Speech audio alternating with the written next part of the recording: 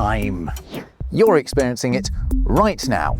But have you ever taken a second to stop and ask, why is second spelled the same as second? Why is minute spelled the same as minute? Was an hour ever a hour? And what exactly do we watch when we watch a watch? Well, I've been exploring all of these questions, and the answers are all surprising and fascinating. Join me as we take a timely trip through temporal terms. It's time for another RobWords. I'm in what I think is a frankly beautiful watch shop here in Berlin, which just happens to be where I live. However, and I hope they won't mind, I've actually brought my own. This one. This one was made in 1890 by my great-grandfather. My ancestors were watchmakers. But you know that a watch isn't called a watch because you watch it to see the time.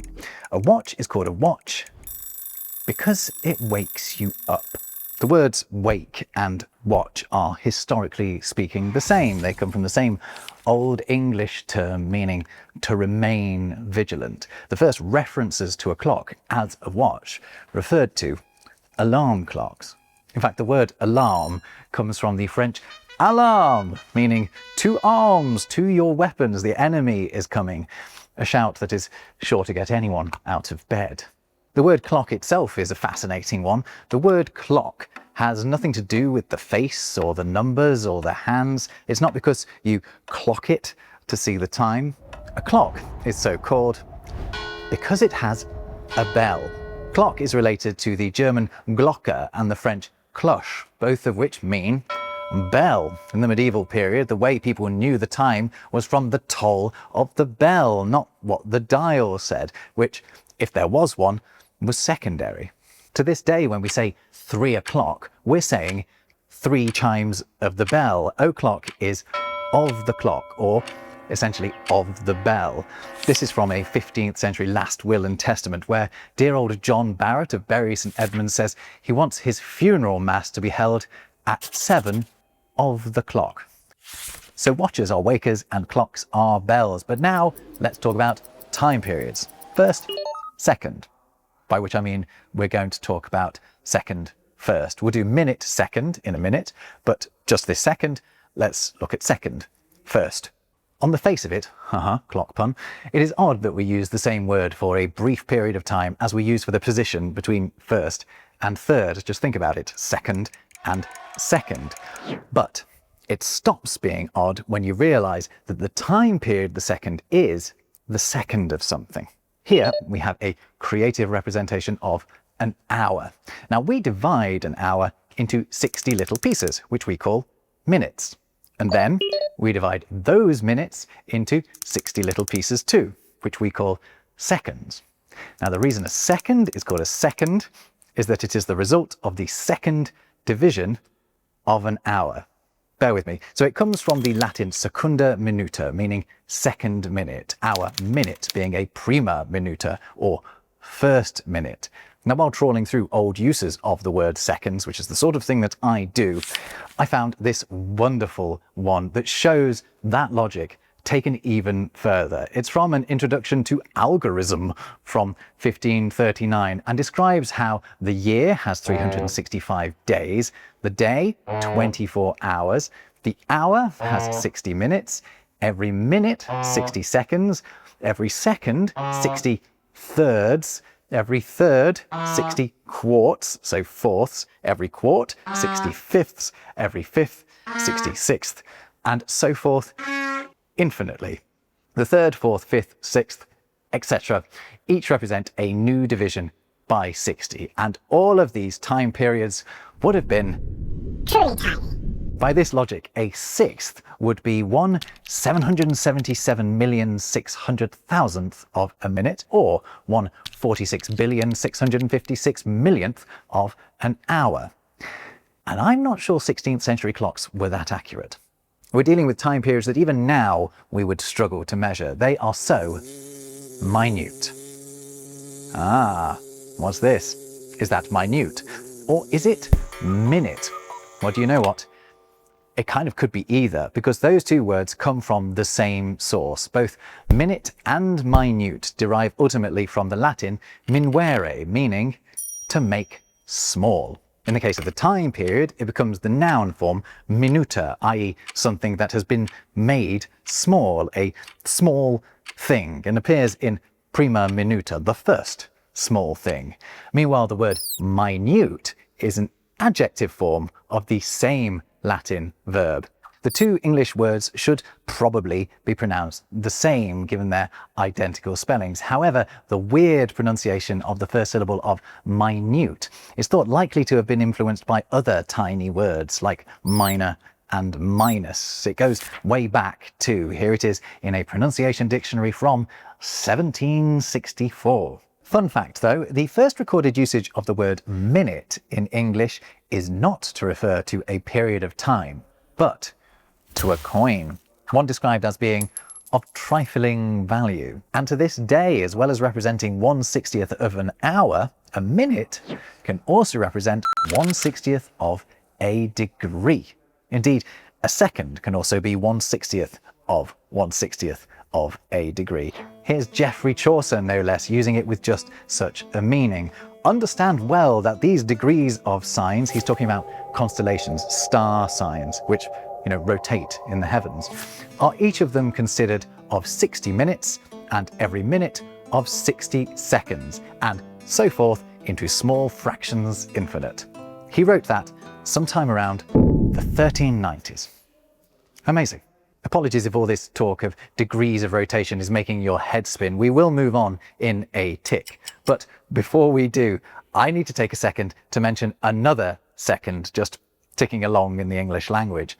The word second, as in secondment. Despite the pronunciation, this is the same as our other two seconds. Secondment involves someone being literally seconded. It's from a practice the British military copied from the French, in which, as this 1805 military dictionary helpfully describes, capitaine en seconde and lieutenant en seconde referred to officers whose companies have been reduced, but who do duty in others and are destined to fill up the first vacancies. We have borrowed the expression and say to be seconded. A second in command in the military is still sometimes called a second, but the differing pronunciation of second is simply a result of trying to replicate how the French say the word seconde.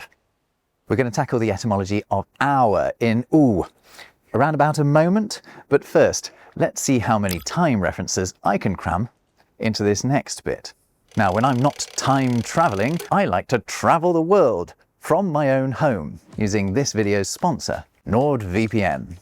NordVPN is second to none. Its VPN allows you to change your online location, meaning you can surf the net like you're in another country or time zone.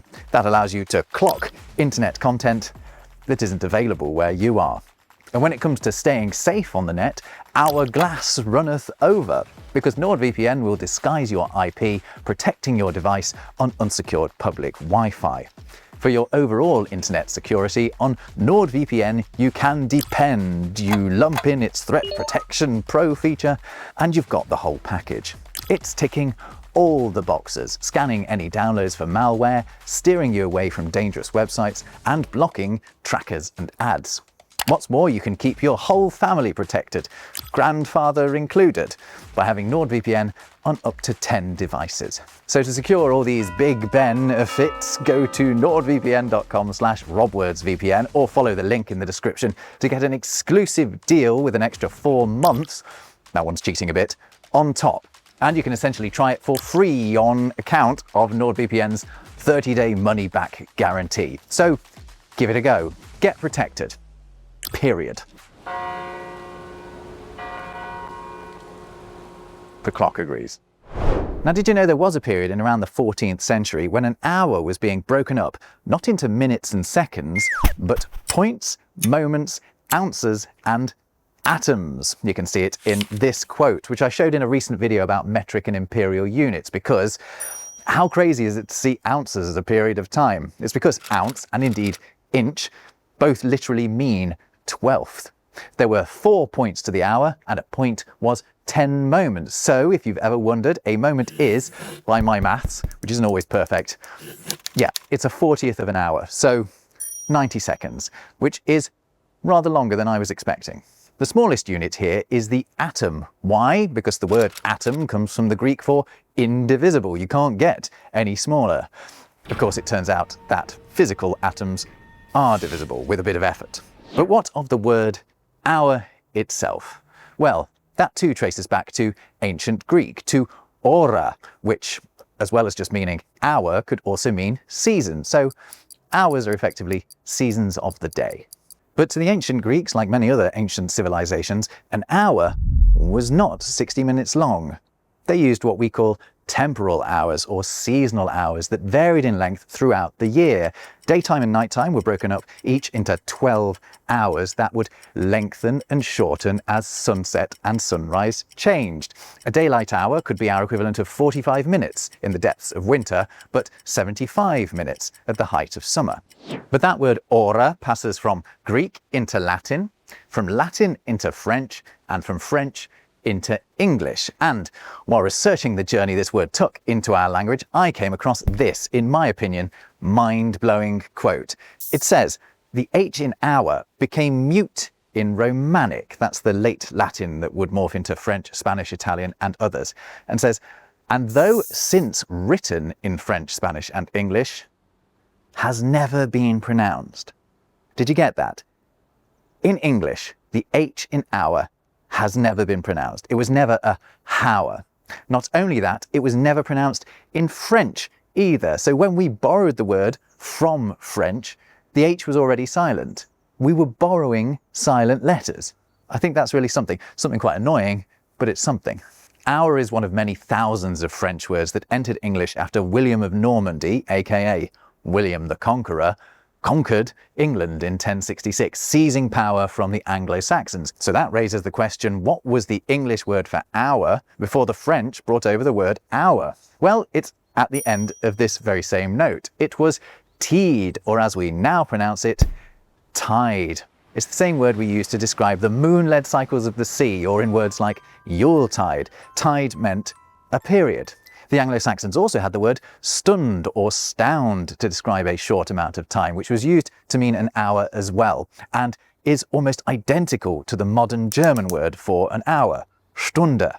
Honestly, I could go on 4 hours about how Germans tell the time. Did you know that in German, the time 1:30, halb zwei, doesn't refer to 2:30, but 1:30? They think of it as being halfway to 2 o'clock rather than halfway past 2 o'clock. It actually makes a lot of sense when you think about it, but must have made for an awful lot of missed appointments with English speakers. All my German friends always say 1:30, 2:30 to me to avoid exactly this mix-up.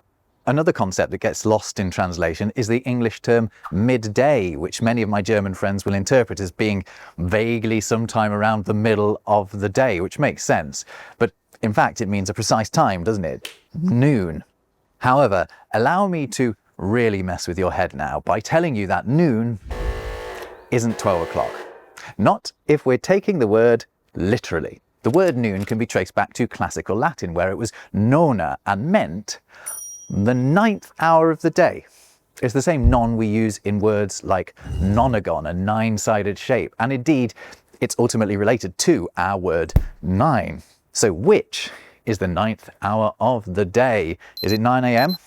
No, it's 9 hours after sunrise, according to the Roman method, which was at 6 a.m. So noon should actually be 3 p.m.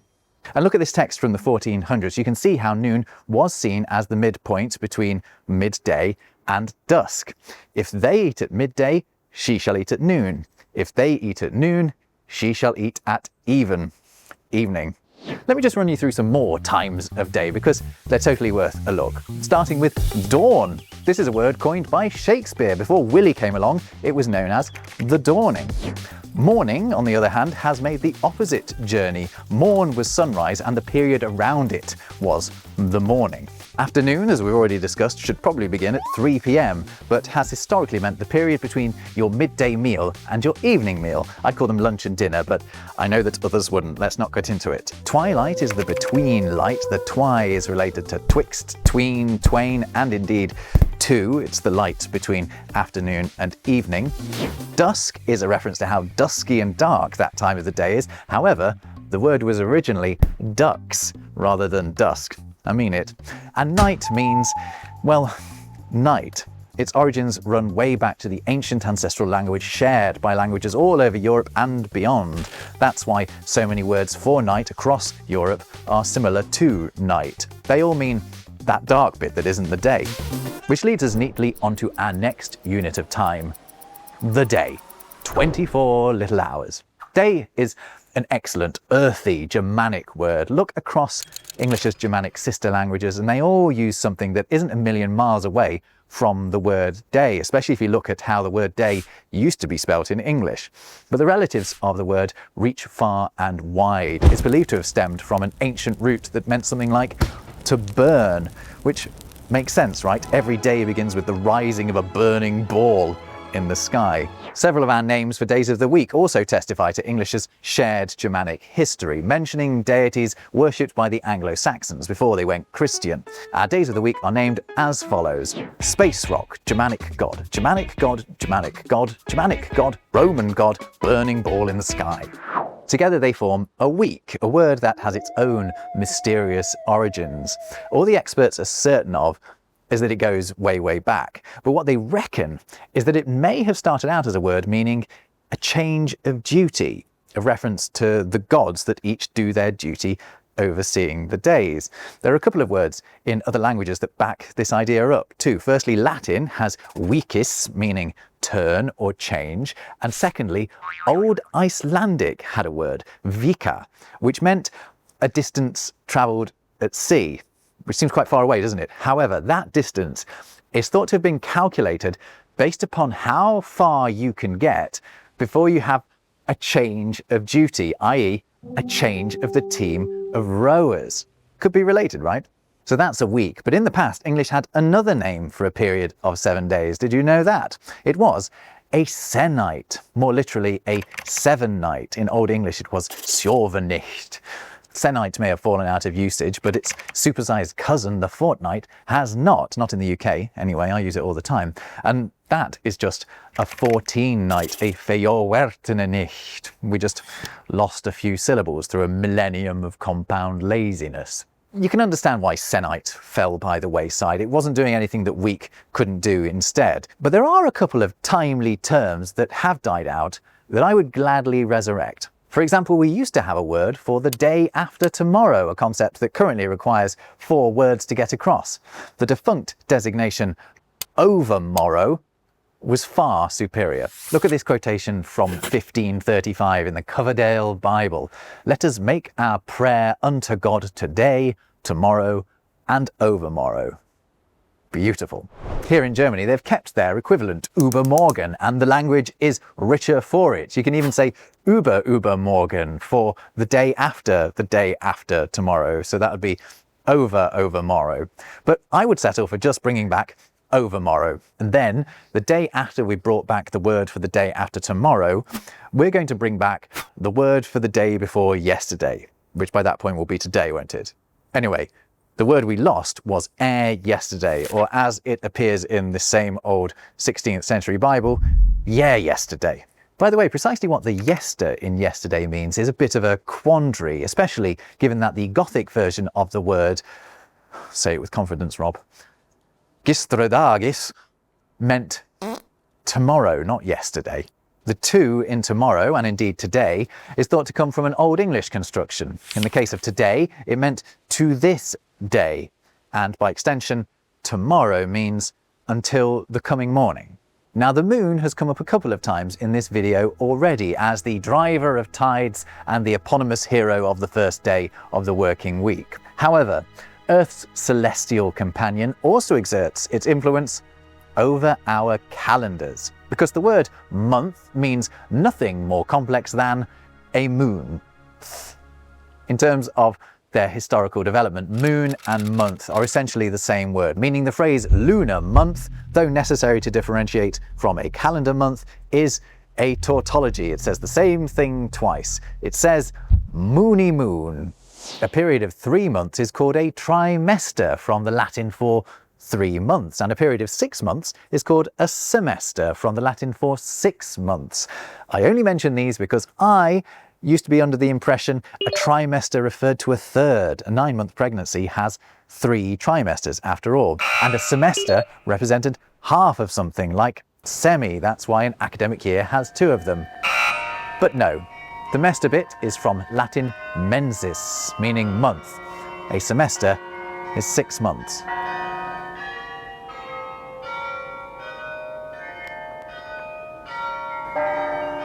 $10. Now where was I? So 2 semesters, 4 trimesters, 12 months or 13 moony months each make a year. The final stop in this time-travelling trip through temporal terms, and it is a doozy. Why? Because the clever folk who've looked into these things believe that the word year, which has been in the English language since before it was even in England, can be traced back to this Greek word here. Now, does that word ring any bells? Well, it should be chiming louder than Big Ben, because that is precisely the same Greek word that earlier gave us hour. We said it could mean a season, a gloriously ambiguous time frame that means English now has 2 words descended from it, one denoting 60 minutes and the other meaning 365 days, or 366 in a leap year. A year is technically an hour, and an hour is technically a year. How's that for a chronological bombshell? And with that, we'll end. Thank you so much to the nice folk at Ascania Watchers for letting me film in their lovely shop. Thanks to NordVPN for sponsoring this video, and mostly thanks to you for watching it. Sign up to my free newsletter if you really like this sort of geeky word stuff. And I'll see you in whatever you choose to watch next. Until next time, goodbye.